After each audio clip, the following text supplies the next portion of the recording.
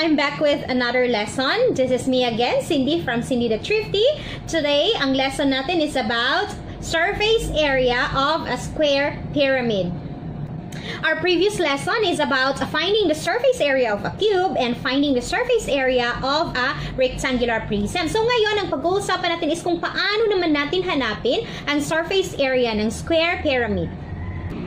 I-define muna natin kung ano yung solid figures at plane figures. So, ang solid figures are three-dimensional objects. It has length, width, and height. And pagkatapos, composed of many plane figures. So, kinukompose siya ng maraming plane figures. At ang plane figures naman is just like this one. Square, rectangle, triangle. So, plane lang siya. While ang three-dimensional objects or ang solid figures is a three-dimensional objects. Pagkatapos, kinukompose siya ng maraming plane figures. Just like the cube. Meron siyang 6 na plane figures or meron siyang 6 faces, 6 squares. And ang ating rectangular prism is meron siyang 4 na rectangle at 2 square. So, kinukompose siya ng maraming plane figures. Ganun ang kaibahan nilang dalawa. Ang pagkuha ng surface area is itotal mo lahat ng area ng ating mga plane figures. Yun ang magiging surface area ng ating solid figure. So, ibig sabihin, itotal mo lahat ng area ng ating mga plane figures para makuha natin ang ating surface area.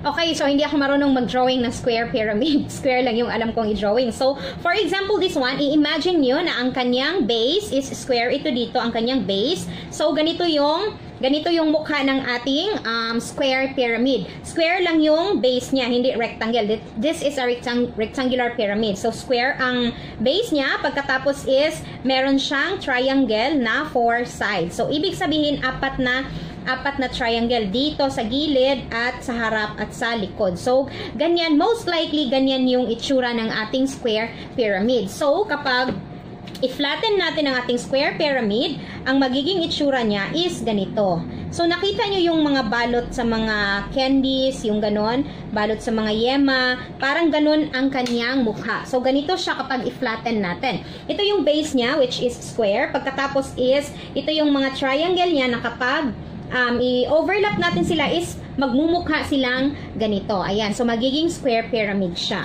Paano natin kunin ang kanyang surface area? So, ang surface area niya is ang total sa lahat ng mga plane figures na meron tayo. Yun ang magiging surface area natin. And since meron tayo ditong square, ibig sabihin paano natin kunin ang area ng square? Diba kapag kunin natin ang area ng square, is ang formula natin is S squared or side times side. Yung side niya is i-multiply mo sa kanyang sarili at yun ang magiging area ng ating square. So, square. Tapos, meron tayong 4 na triangle.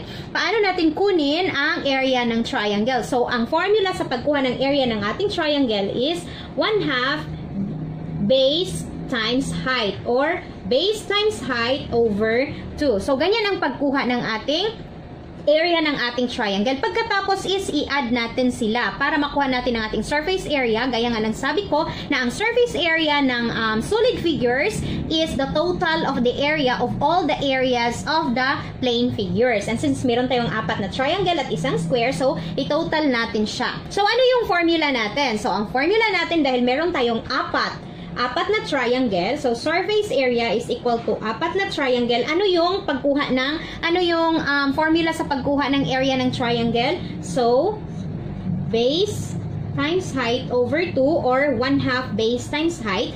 Tapos, i-add natin ang area ng ating squared. So, ang area ng ating square is S squared. So, ito yung formula natin. Surface area is equal to 4 times base times height over 2 or 1/2 base times height plus S squared. So, ito yung magiging formula natin para makuha ang surface area ng ating square pyramid. Ngayon, mag-solve na tayo. Meron tayo ditong square pyramid kung saan ang side ng kanyang base is 5 inches at ang kanyang height is 8 inches. So, paano natin siya i-solve? S pala ito. Surface area is equal to 4 1/2. Ano yung base niya? Ang base niya is ang size ng ating square dito. So, 5 inches. Meron tayong 5 inches. So, 5 inches times, okay, so 5 inches times height, which is 8 inches. So, times 8 inches plus, ano yung side ng ating square base? 5 inches.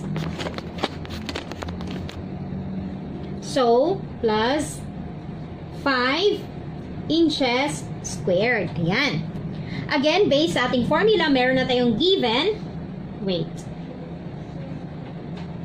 Plus. So, meron tayong given na 4, 1/2, 5 times 5 inches times 8 inches plus 5 inches squared. So, isolve na natin siya. So, 4, 1/2, 5 times 8 inches is equal to 40 inches squared.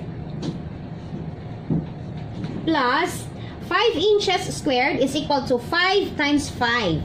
So, 5 times 5 is equal to 25 inches squared. Ayan, kita ba? Proceed na tayo. So, 4, 1/2 times 40 is equal to 40 inches squared over 2 plus 25 inches squared. So, 4 times 40 inches squared over 2 plus 25 inches squared. Okay? So, 4 times 40 inches squared divided by 2 is equal to 20. 20 inches squared plus 25 inches squared. Ayan. Patuloy tayo. So, 4 times 20 is equal to 80 inches squared plus 25 inches squared. So, 80 inches squared plus 25 inches squared. 80 inches squared plus 25 inches squared is equal to 105 inches squared. Ayan. So, yan na yung sagot natin. Ibig sabihin, ang surface area ng ating square pyramid is 105 inches squared, which has a side of 5 inches sa kanyang base, at ang height niya is 8 inches. So, ang surface area niya is 105 inches squared. Another example tayo. So, meron tayo ditong square base niya is merong side na 2 cm at ang height ng kanyang rectangle is 3 cm. So, isolve natin ang kanyang surface area gamit ang ating formula. Surface area is equal to 4 times 1/2 times base times height plus s squared. So, surface area is equal to 4 times 1/2. Ano yung base natin? So, ang base natin is 2 cm. 2 cm times, ano yung height natin? Ang height is 3 cm. So, 3 cm plus, ano yung side ng ating square? 2 cm. So, 2 cm squared. Ayan. So, pagpatuloy natin ang ating pag-solve. So, surface area is equal to 4, 1/2. 2 cm times 3 cm is equal to 6 cm squared. Okay. Bracket. Plus, 2 cm squared or 2 times 2 is equal to 4 cm squared. So, 4 times 1/2. Sorry. So, 4, 1/2 times 6 cm squared is equal to 6 cm squared over 2. Plus 40 cm. No, 4 cm. Ayan, nandito natuloy ako. 4 cm squared. So, 4 times 6 cm squared over 2 plus 4 cm squared. Ipagpatuloy natin. So, 4 times 6 cm squared divided by 2 is equal to 3 cm squared plus 4 cm squared. So, 4 times 3 is equal to 12 cm squared plus 4 cm squared. So, 12 cm squared plus 4 cm squared is equal to surface area is equal to 16 cm squared. Ito na yung sagot natin sa ating square pyramid kung saan meron siyang side na 2 cm at meron siyang height na 3 cm. Ang kanyang surface area is 16 cm squared. Okay, so surface area of a cylinder. So, meron tayong example dito ng cylinder. So, for example, this can. Ang can na to is a cylinder. Oops. Nakita yung pangalan. So, this is not a sponsored video, guys, ha. Hayaan nyo na lang yung pangalan niya. Ayan. So, ito yung ating cylinder. So, ang cylinder natin is merong dalawang circle dito sa top at dito sa bottom. And meron siyang lateral face. So, ito yung sa gitna niya is tinatawag nating lateral face. So, ito yung example ng cylinder. So, paano natin siya i-drawing kapag i-flatten natin ang ating cylinder? Ang magiging mukha niya is meron siyang circle sa top. Pagtatapos, meron siyang lateral face. Okay, so this is not really a rectangle. Okay, so meron siyang lateral face. Ayan. Ganito siya kapag i-flatten natin ang ating cylinder. So, meron siyang, hayaan nyo na yung drawing ko. Hindi ako masyadong magaling mag-drawing. Ayan. So, meron siyang dalawang circle, which is ito yung sa top, ito yung sa bottom, or pwede rin sa bottom, or sa top, pwede baliktad. Tapos, ito yung lateral face niya. So, kapag i-circle mo yan sila, so, ang magiging mukha niya is magiging can yung mukha niya. So, magiging cylinder siya. So, ganito ang mukha niya kapag i-flatten natin ang cylinder. O, diba ang ganda ng cylinder ko? Again, ang cylinder natin is meron siyang 2 circular bases and meron siyang lateral face. So, 2 circular bases, tapos isang lateral face. Anyari sa circle ko? Ba't ang pangit? Yan. So, that is a circle. Oh my God. I'm so sorry for my drawing. So, paano natin kunin ang surface area ng cylinder? Kagaya nga ng sabi ko, na i-total natin lahat ng area ng mga plane figures kasi this is composed of plane figures. So, dalawang circle, tapos meron siyang lateral face. So, i-total natin ang area niya, magkakaroon na tayo ng surface area. Paano natin yun gagawin? Okay, ito na yung formula natin. Surface area is equal to 2 pi RH plus 2 pi R squared. Ibig sabihin, 2 pi, ang value ng ating pi is 3.14. So, ang pi natin, ang value ng ating pi is 3.14. Tapos, radius times height plus 2 times pi times radius squared. So, paano natin siya i-solve? I-solve natin ang surface area ng ating cylinder kung saan meron siyang radius na 4 cm at meron siyang height na 15 cm sa kanyang lateral face. I-solve na natin ang ating surface area. So, meron na tayong given dito. Surface area is equal to 2 times, ano yung value ng ating pi? Ang value ng pi is 3.14. So, hindi talaga yan magbabago. Ang value ng pi is laging 3.14. Tapos, times radius. Ano yung radius natin? Ang radius natin is 4 cm times, ano yung height natin? Ang height ng ating cylinder is 15 cm plus 2. So, 2 pi. Again, ang pi is 3.14 times, ano yung radius natin? Ang radius natin is 4 cm. So, 4 cm squared. Okay, so proceed na tayo sa ating solution. Again, gamit ang ating formula which is 2 pi RH plus 2 pi R squared or 2 times pi times radius times height plus 2 times radius of 2 times pi times radius squared. So, 2 times ang ating pi is 3.14 times ang ating radius is 4 cm times ang height natin is 15 cm plus 2 times pi which is 3.14 times radius which is 4 cm squared. So, 2 times 3.14 equals 6.28 times 4 times 15 is equal to 60 cm squared plus 2 times 3.14 is equal to 6.28 times 4 cm squared or 4 times 4 is equal to 16 cm squared. So, 6.28 times 60 cm squared is equal to 376.8.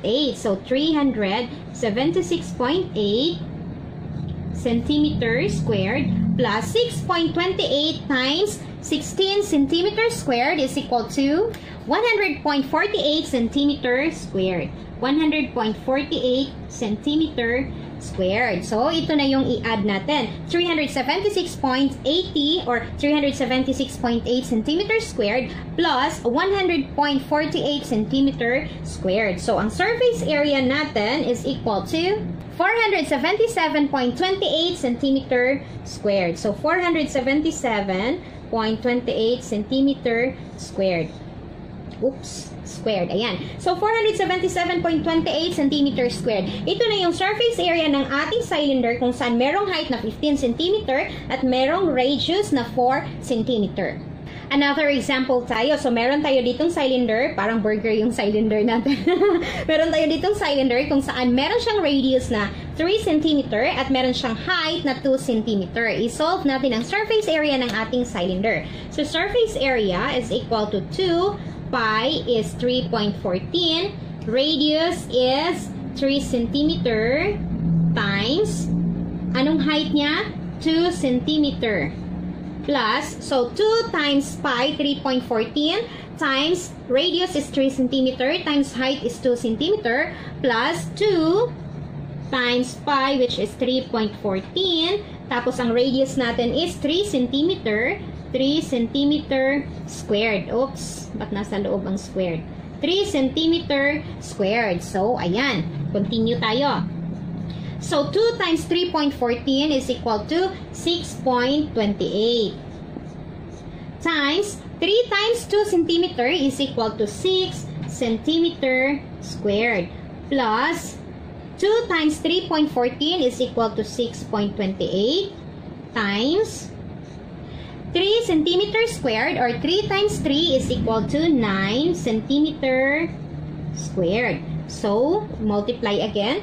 6.28 times 6 cm squared is equal to 37.68 cm squared.